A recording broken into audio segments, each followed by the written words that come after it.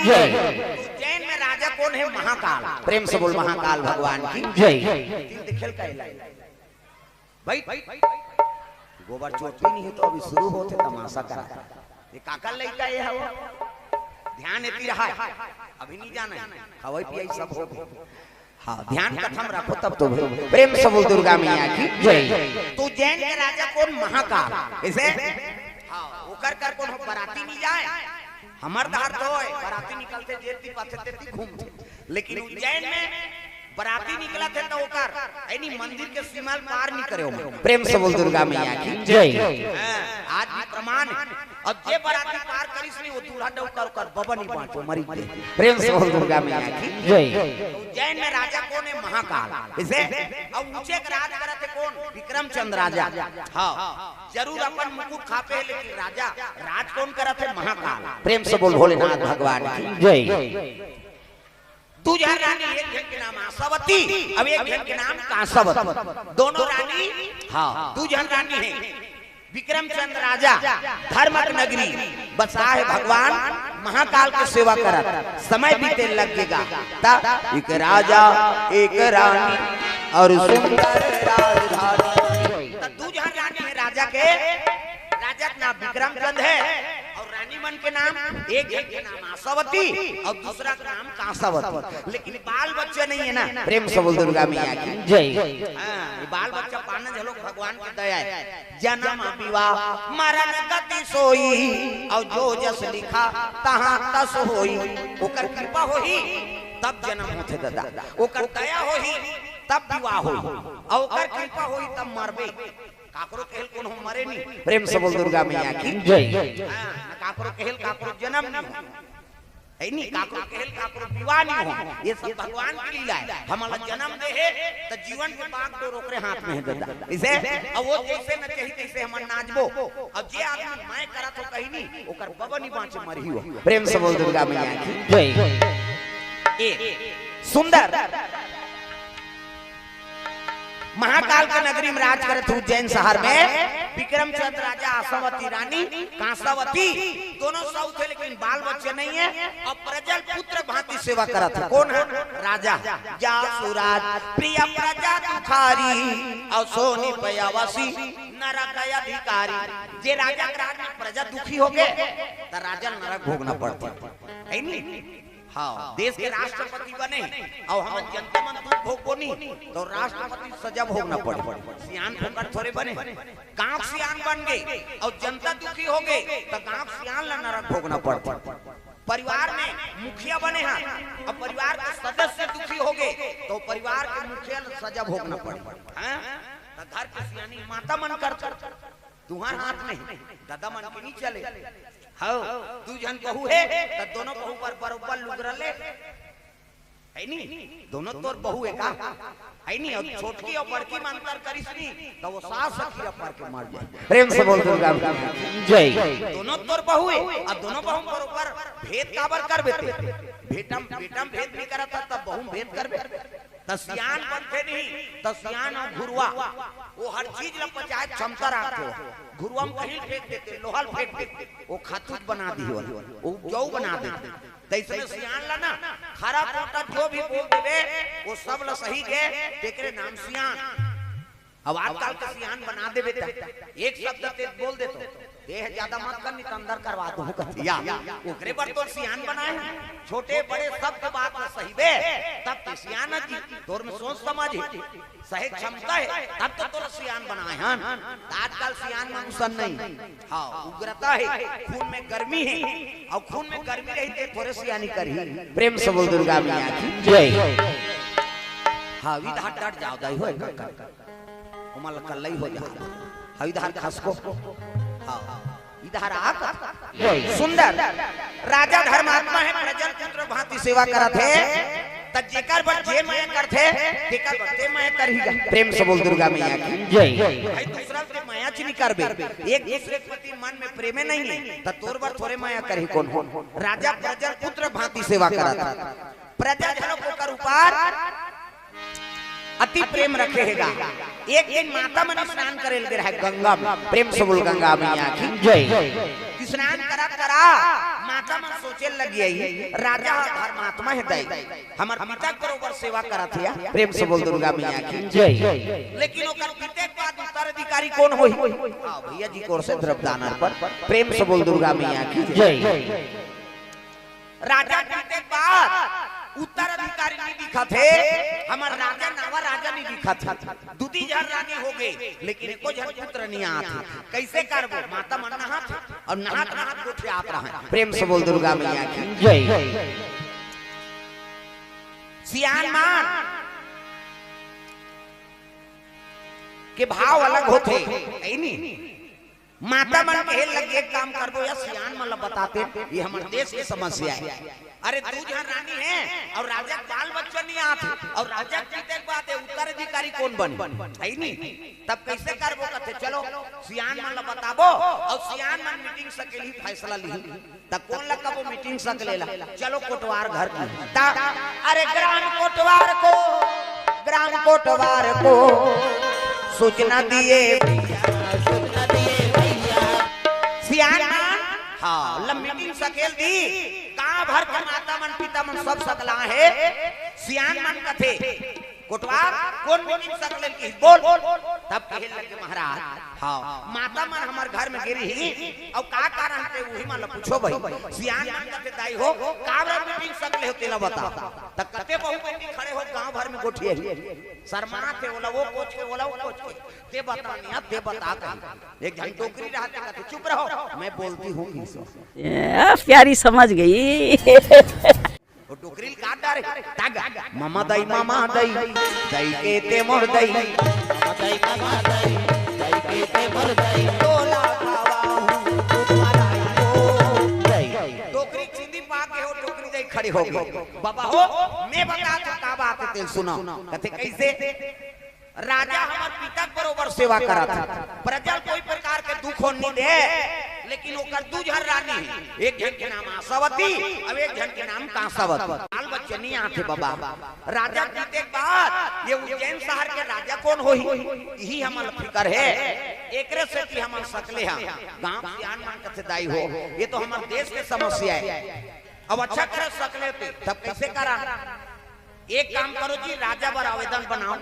राजा राठी मन कई ठन पर बिहाव करथे त लोग लइका बरे को जनऊ रानी नानी आवेदन बनाओ कथे जन सियान कथे आवेदन नहीं बनान वो मंत्री संतरी मन चपक देथे। एक काम करो काली बिहनिया सब राजा घर जाबो। प्रेम से बोल दुर्गा मैया की जय। अब बोलबो जी सब के सब और जनता बात का कैसे तारी राजा सब जाना है और जेनी जही 150 डांड है की कौन डांड दी दादा हो तो बिहनिया आई नहीं। हाँ सियान मन उठ के स्नान ध्यान करी। हाँ कैसे? पहली कहाँ घड़ी मड़ी वो कुकरा बासे नहीं ती घड़ी कुकरा बास दी तब पोहा रामायण में वर्णन है। गौतम ऋषि नहाल किसने कुकरा बासी कैसे? अब कुकरा बास से जातो नहायला वो तो कुकरा च नहीं वो दरवा मन में मारे सिरा के कुकरा हरामी हो बेटा। काकरो घर कुकरा देखदार ही कुत्ते मांगदार थे किसे? अब कुकरा च नहीं ये काला बासी हो। प्रेम से बोल दुर्गा मैया की जय। दरवा मन के मारे मंधवा दरवा के मारे कुकरा मर जाता। प्रेम से बोल दुर्गा मैया की जय। पहली घड़ी के हाँ पावर रखे हो। हाँ घड़ी में सेल उतर जाही तो घड़ी नहीं चले लेकिन कुकरा ला के कतकों ध्यान में ढांक दे जी वो अपन समय बास दी हो।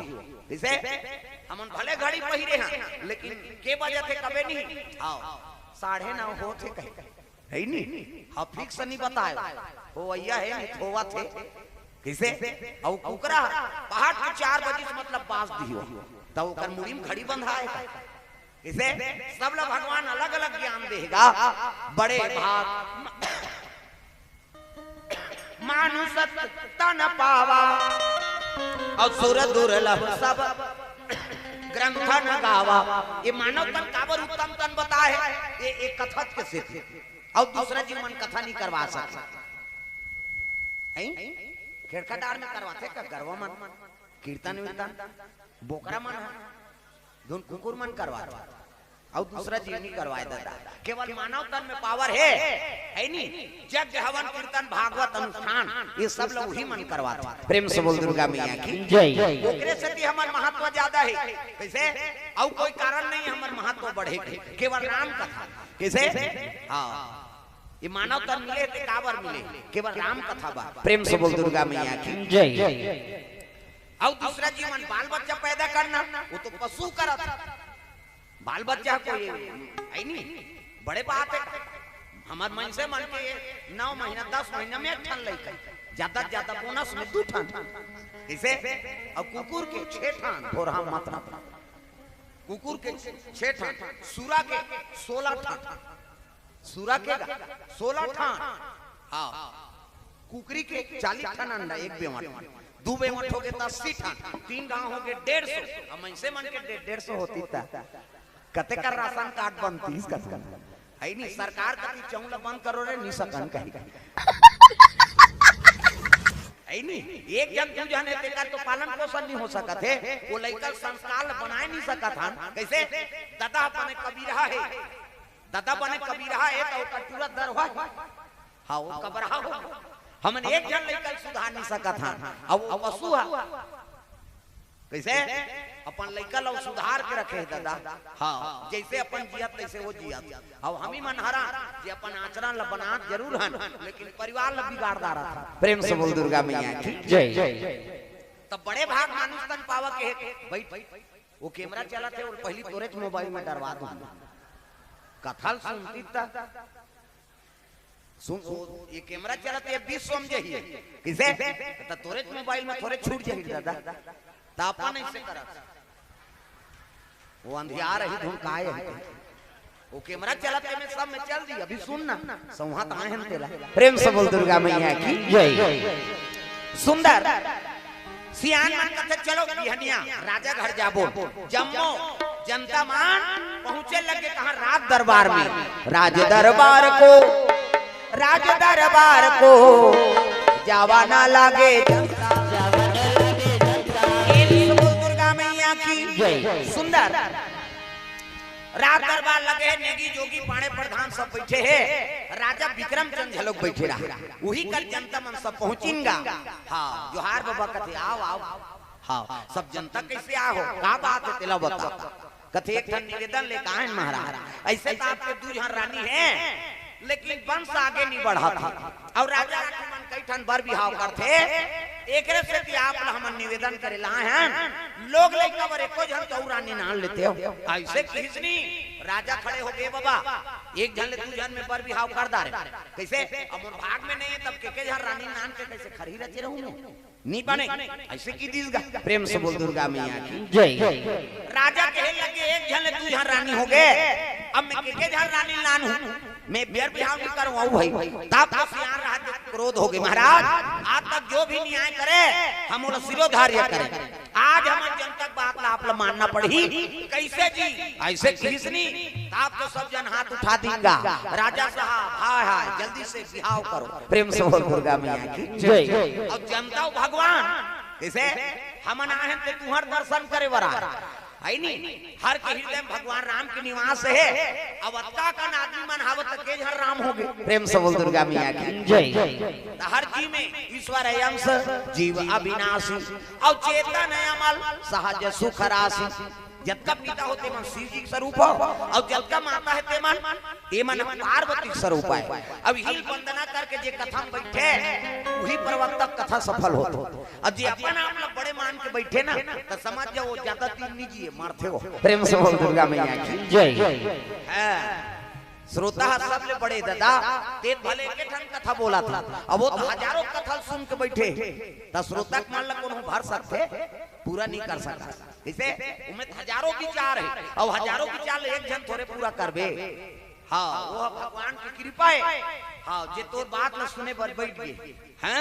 आजकल बेटा मन दई तक बात नहीं समझे जान अरे दुकान ले आलू नान बेटा ते दिमाग खराब ध्यान करवो। अच्छा मोबाइल देखो तत्काल कथा आजकल टूरी टूला मन अपन दई तक बात नहीं माने। भगवान के दया है तुम यहाँ हमार गोठ र सुने पर बैठे हो। प्रेम से बोल दुर्गा मैया की जय। तब काबर सुना तो भगवान भगवान ऊपर प्रेम है ना, है नी, भगवान ऊपर भक्ति है, एक आदमी थोड़े महत्व है जी, एक कथा महत्व है। प्रेम से बोल दुर्गा मैया की जय। राजा कहे लगे में एक ठन बिहाव कर दा रहे हैं, अब के झन रानी लऊ नानत रहूं, ऐसे किस नहीं, आज हमार बात ला तुल मानना पड़ी महाराज, और तुल शादी करना पड़ी, सब जनता उमड़ गएगा। राजा कहते हे भगवान, अक्का दिल में जनता की सेवा करे, और ही मन नाराज हो जाए तो राजकाज करे, इसका मतलब ले बाबा तू मन कहा तो मैं बर बिहाव कर लूं, लेकिन मैं लड़की देखे नहीं जाऊं भाई। प्रेम से बोल दुर्गा मैया की जय। मैं नहीं जाऊं रानी देखे,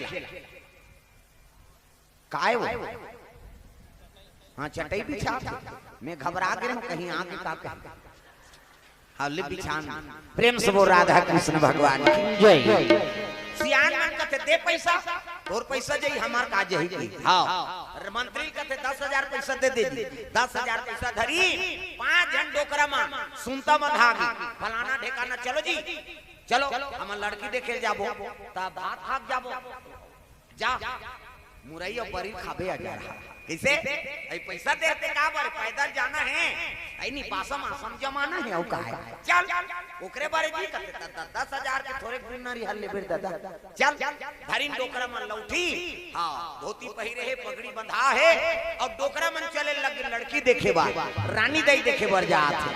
डोकरा के देखे मैं सियानी हो गजब भइले, गुरुवा के देखे मैं सियानी,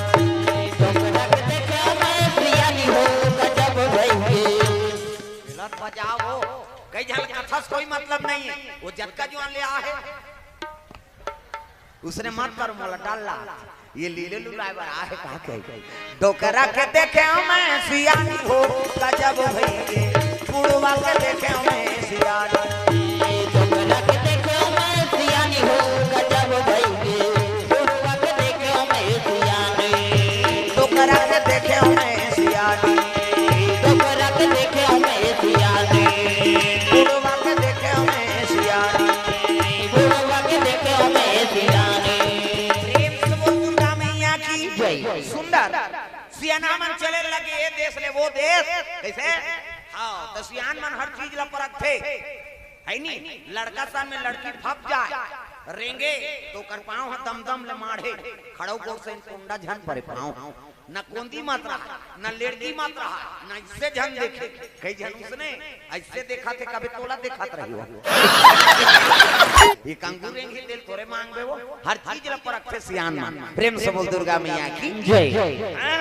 अब पहली दुल्ही दूल्हा नहीं देखे, कैसे न दूल्हा दूल्ही नहीं देखे रहा, न दूल्ही है दूल्हा नहीं देखे रहा, ये में छर रहा है धूप बढ़वाए पहली मन नहीं देखे। हाँ तागा 4 प्रकार के मेछा होते, एक ठन इससे झिपारी छाप इससे, और पहली थल कुलियम चाह पिए तब पहली भोग लम्मे छा लगा, ऐसे और में है तनी का ते पिए पहली भोग लम्मे छा लगा, आधा बांट जाए तो चाहल घर वाली दे ये दो कटार तो लार बटाइल की वो तमाशा करा था। एक ठन कोकलेन छाप ऊपर धार चढ़ते, एक ठन में छा घड़ी कांटा सही नहीं से, एक ठन में छा नागपुर से कानपुर तक जुड़े रहते पूरा। प्रेम से बोल दुर्गा मैया की जय।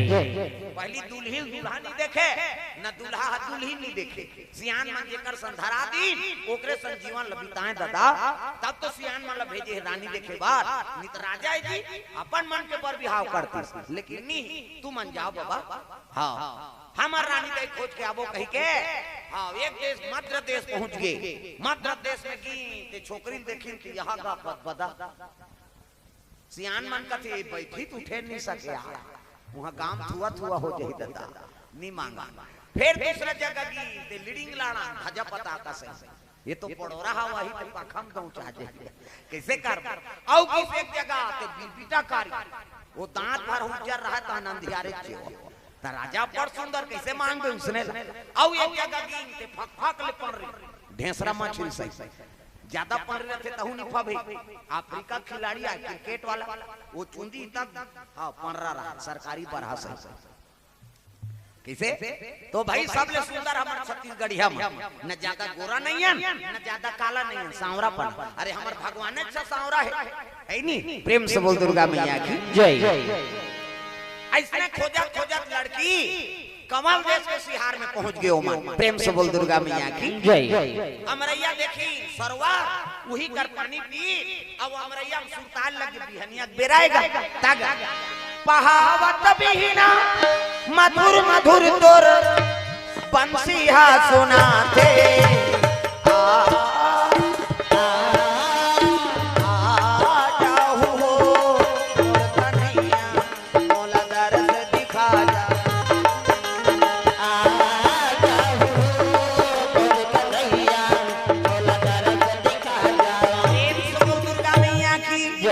शीतल मन सुगंध हवा चला थे।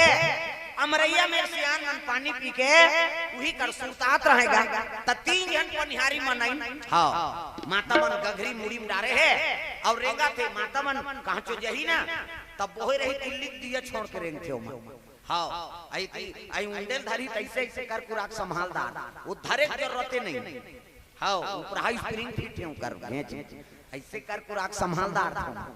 हम तोहरा ऐसे झुकी तो कर बाबा नहीं बाँचे गिरी हो। प्रेम से बोल दुर्गा मैया की जय। वो पनिहारी मन देखी बाबा मान लेना तब प्रणाम करे लगे। प्रणाम बाबा कथे खुश रहता बेटी कौन गाँव है कथे कमल दे यहाँ राजा है बेटी कतवा कमल साय राजा। हाँ अब यहाँ लड़की है शादी की हो गया कथे अब्बर सुंदर बाबा कमलावती नाम है।